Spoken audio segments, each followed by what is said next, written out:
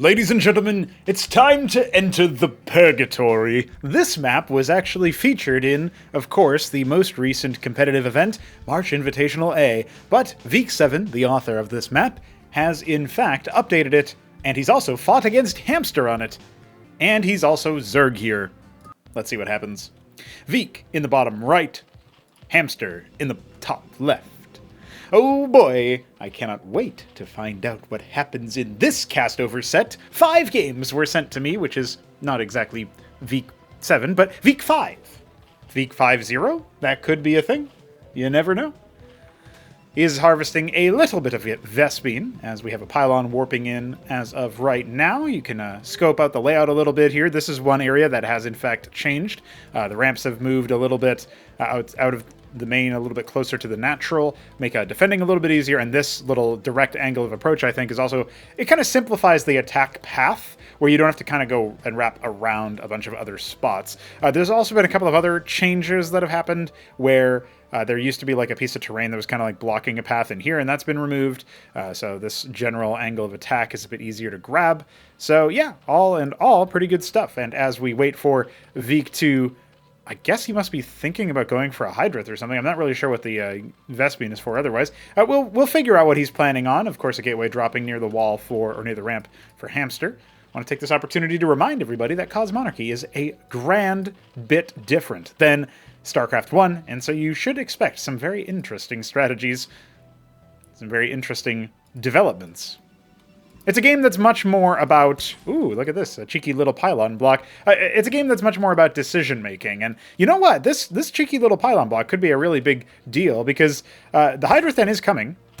Looks like Veeq is thinking about doing, you know, a more aggressive opener here versus Protoss, something that can deal with all the armor. But the second hatch here, that's just in a bit of an interesting position, right? Because you can't expand, necessarily, which seems like that's where Veeq wanted to go, and he decides to go for just another in-base one, which was fine, but maybe you'd go, you know, closer to the choke or closer to the ramp with it. It's interesting that he chose that location for it, so, you know, he's definitely thinking about something.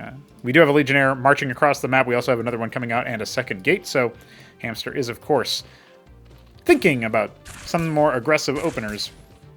This worker has already taken a couple of hits. They're exchanging blows and using flash shielding to Hamster's advantage. Now, behind this, he has actually let the pylon finish. That is a decent amount of minerals, so you are going to end up, you know, losing out on that. And you already kind of did mission accomplished based on that. So you got 3 Hydras immediately queued up, and now here comes the Legionnaire to warp onto that poor Droleth.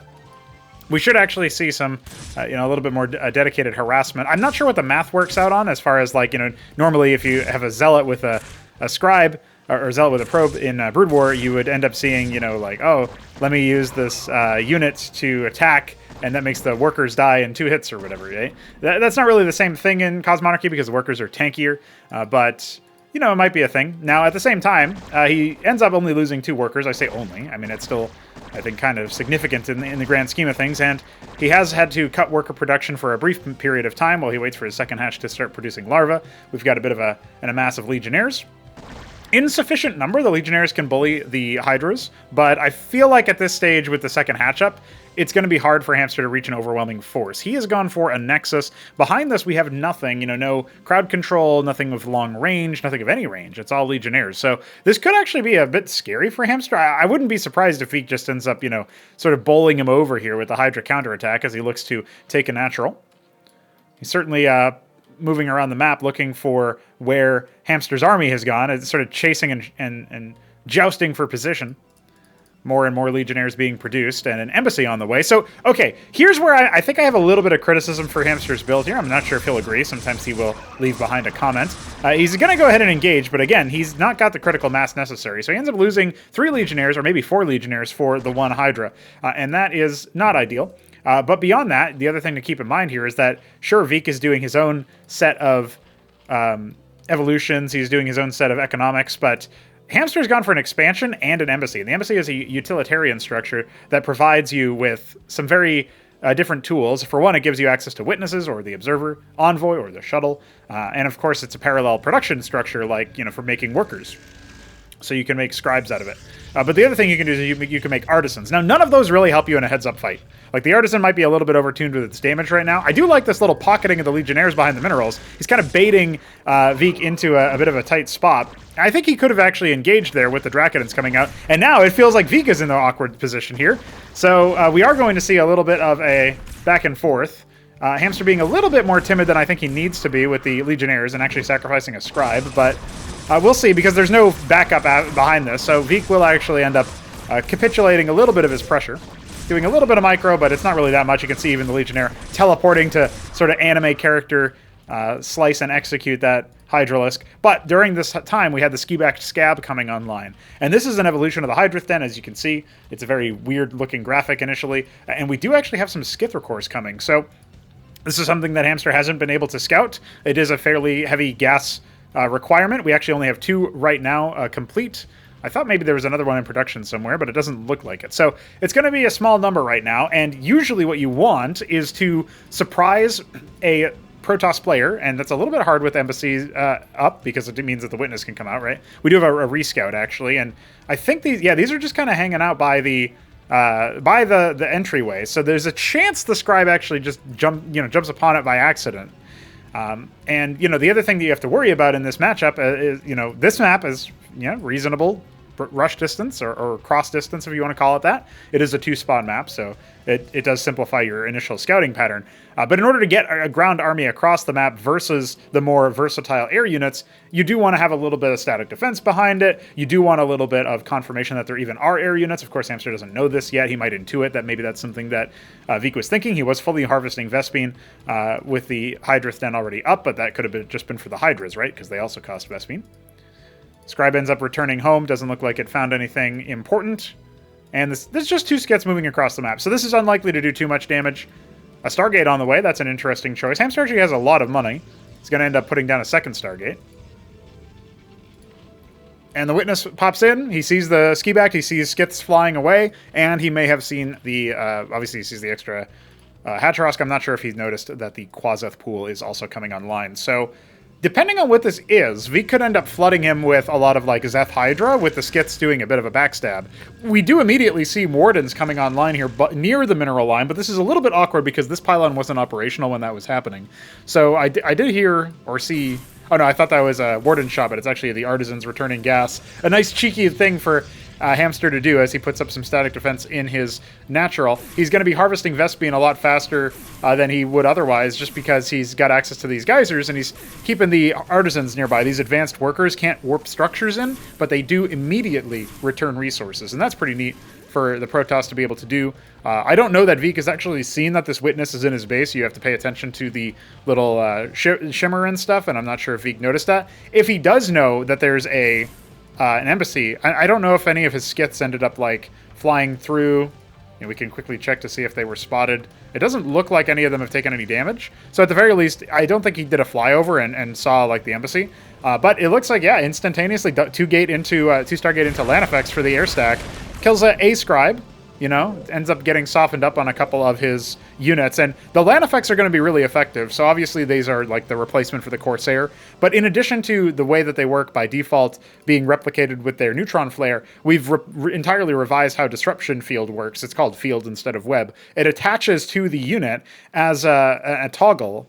And, oh, here we go. The skits are actually going to discover the artisans, and this could be a lot of Vespene taken out. They end up being a little bit too fast for Veeq to capitalize upon. He's not really, I don't even know if he's really paying attention, but that's because his Zealots and Legionnaires are attacking this Hatrask because he's trying to set up his 3rd and 4th bases simultaneously in the interior bottom right. It doesn't look like it's going to end up happening, so he won't have to cancel this, which is nice. The witness obviously additionally providing vision. Now, if Hamster thinks that this is the only base that is being set up right now, he might totally miss out on contesting that 7 o'clock location. His artisans have already made it back to the geysers. It looks like the Skithricores were wiped clean thanks to presumably some of the Lanifex, which I thought maybe would be accompanying the army. It looks like they are now. So the disruption field attaching to the Lanifex means that you can kind of fly it over into harm's way and shut down entire swaths of the terrain for all players, all units that are in there, air or ground or buildings.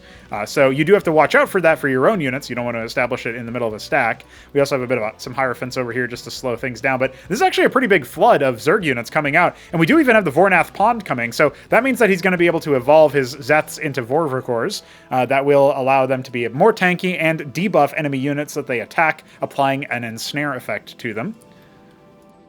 The Bactylusks have also made it up here, but this army is a little bit out of sync. He wants to wait for that. We do have Gladiuses coming out, so this is a great choice by Hamster, but he does need a lot of them, and you just see here 20 Vorvikors on the way. He really does need a lot of crowd control, and he's choosing to use it through the bounces, which means he kind of has to rely on the execution of it. Now, at the same time, we do have a cancel on that Nexus. Oh, actually, it wasn't even canceled. That's a full execute, because we have a very different read for that. Great disruption fields onto the Bactylusks in the back line. It doesn't look like, though, Hamster has accounted for this flank. All of the Vorvikors coming into play, and now he's got to relocate his disruption fields so that he can shut down and at least, you know, desynchronize the attacks coming in. He's trying to really hard to position for that, but there's only the one Gladius left over. The Artisans are not joining in on the fight. 2 more Gladiuses have spawned in, so it looks like maybe Hamster will hold, but this attack has been very brutal because it shut down that third base coming online for Hamster, and it wiped out his military, his current standing forces. You know, I said that he might even be able to hold, but look, there's still a lot of Hydras with this army. It's something like 15 Hydras. Sure, the Scribe's going to go over there and get the confirmed rescout. Artisans now moving over probably towards that 1 o'clock position so that they can still harvest some resources and be of use to the war effort. But it kind of feels like Hamster overinvested in that and didn't invest in enough crowd control, right? His only form of crowd control realistically was the Gladiuses. They need to hit the shots and then sustain those bounces. Now we've got some more Bactylusks on the way. That's just going to outrange the Dracodons. Doesn't do great damage to them, but it forces engagements to happen, and it completely thins the herd of early, you know, military units, if you want to call them, like the melee units and such. But those aren't even being produced right now. It's all Dracodons all the time. We've got some Wardens over here, including one being debuffed by Vorvikors. And sure, some of these Hydras are indeed going to get picked off, but there's Zets in the mineral line. The worker count plummeting for Hamster right now. He's down below 12 workers, now falling. More Dracodons being produced, keeping his gas low, but his minerals starting to get out of control as well. Not able to keep his positioning up there. And the Gladius doesn't have a crazy amount of armor. It's the same armor as the Dracodon, so it will eventually fall to all these Bactyls, which do get that bounce attack. And there you go. Veeq ended up taking the first game. Well, we have plenty more where that came from, so let's see what's up our sleeves here when we get into game number 2. It looks like we are straight back into things in the same exact positions. Veeq in the bottom right, Hamster in the top left. We didn't check colors before, but one of the things I like to do on occasion as the games roll in is ask you guys what colors you think this is. Now, this blue is actually a little bit confounding. Is this Alice blue? No, I believe this must be glacial. No, it's electric blue. I was wrong on both accounts. Well, there you go. And on this color over here, I want to say it's not olive, is it? It's something else. It's like one of the yellows. Oh no, it's Beastford Brown, even less. So I'm 0 for 2 now, but you know what? I didn't predict the last one. You can just pretend I knew it and won it. We do have a pylon coming yet again, a little bit more defensively this time for Hamster. I do feel like the distance between, you know, like the fact that the defensibility on this map is a little bit rough with the, like it's very open, right? And so big swarmy ground armies can absolutely run havoc, run amok over your forces. And so I was like looking back or thinking back to this engagement that happened in the third. And both players could have maybe had tempo, but because Veeq held off that attack and kept his forces initially at the, you know, his side of the map, and then that witness that there was only one of them being made by Hamster was kind of just parked over in this location, it did kind of feel like maybe he was in a bit of a rough location. And so he ends up putting his pylon over in this location. Okay. He wants to go ahead and build a little bit more defensively. It does mean that his units are going to come out of the gateway a little bit further away if he intends to waypoint them away. And now Veeq is just going to start things off with the Hatrosk in his base. So that did not go to Hamster's way the last time. Doesn't even look like he'll need the early expenditure on it. And we have a fast pool here, so Veeq is experimenting with different strategies. If you guys don't know, Hamster and Veeq7 are both signed up for the Invitational B. And this is an upper class tournament where you have to have some sort of RTS credentials and experience to get into it. We've already confirmed a number of Zerg players. Obviously, the Shambler has switched over to Terran, which is interesting, but Nablime and Veeq7 will be Zerg. Hamster was a Zerg in previous seasons, but is now switched over to Protoss and is learning that. So we get a nice little couple of off races here and there. It's pretty interesting. I never thought Shambler would go to Terran, by the way. That's really surprising. And then meanwhile, we've invited Newt up as a Terran player from, of course, his performance in the previous tournament. Whoa! The bronze move almost coming to fruition here for Veeq, but not quite. Oh, one more hit will do it, and there you go. Hamster takes his eye off the ball. But he has Expo Tempo. That's kind of interesting. He does have to worry about the, building a... When you see all the eggs come out, and it's 4 pairs of Zets, and you got the pool coming, and you see that, and you're still going to go for a military-less Nexus. Like, this is a very greedy play from Hamster. I hope he can pull it off. But, I guess the one thing is that it is going to be Zethra cores, right? And, okay, I guess I lie. He didn't do military-less, right? He had the Legionnaire. But it's still kind of interesting to me that he went for that. So now he's got to, like, see if he can just harass a little bit, do some damage. There you go. Each hit of the Legionnaire does do 10 damage, so there is that. He's actually forced the Zets back. This is great timing, by the way, because it means that the Zealot can come, the second gate can come online. I feel like he's going to be in a pretty good spot for handling this. And yeah, the Legionnaire ends up getting picked apart eventually, but it bought so much time. I really, really like that play there. A fast Embassy coming afterwards. Maybe this is just the meta for Protoss, but it feels very fragile right now. So I'm interested in what some of our Protoss players have to say. Speaking of, Hamster will be joined by Hepsea as a Protoss player in that second invitational of the month. We also, of course, have a couple of other Zergs that have joined us from Brood War. Herbmon and Art of Turtle. At least I suspect they will be Zerg. They haven't officially signed up yet, but they are on the docket. I suspect Benno will probably end up being another Protoss player. At least it should be possible. And yeah, so there's definitely going to be some fun stuff coming. Now here's the gambit. Veeq, I don't know if this is intentional or not, but he harasses the Nexus with the Zets. The Scribes come out as a little bit of a pull, and Quasilisks do dances around Scribes. The Hamster Zealot micro here is proving really, really good, but there are so many Quasis here. As long as the Zets are gone, the Zealots can do some damage over here. But he does have to be a little bit careful. He ends up pulling more workers. Veeq is still down in workers, by the way. He has been streaming in more and more military units. This feels like a real fast Veeq 2.0 because I don't really see the units being made that can counter this. It's all Legionnaires. They don't have any armor. So the Quasis are just going to be such a menace here. If these were Zealots, I would definitely think that Hamster could hold with some expense, and maybe Veeq would be slightly ahead. But without Zealots here, instead of the choice being Legionnaires, oh my god, you can see how fast that one melted. It just popped out, and there were like 8, 9 Quasis stringing it along. GG has to be called. That's it. A rush out of Veeq to get him up to a 2-0. Remember, there are 5 games here. We play all 5. We cast all 5. So no matter what ends up happening there. But you'll have to join us for the next video because these two, I mean, especially that last one, very fast, blazingly fast. And hopefully at the same time, I was able to get everything out about that second invitational. We are still figuring out the exact number of slots and people that we're going to be bringing along, but it's going to be exciting. We're going to have some people from outside the community, some people who haven't played in a while, and of course, some people who are, warming up after the first invitational. I'm really looking forward to that. So yeah, again, shout out to Veeq7 who made the map. We didn't see a crazy macro game on it yet. Hopefully one of those is going to be included in this very video, this very set of maps. I suspect that at least we'll get a couple more that are kind of like the first length. And anyway, hope you guys are enjoying the casts so far. Join us tomorrow for even more.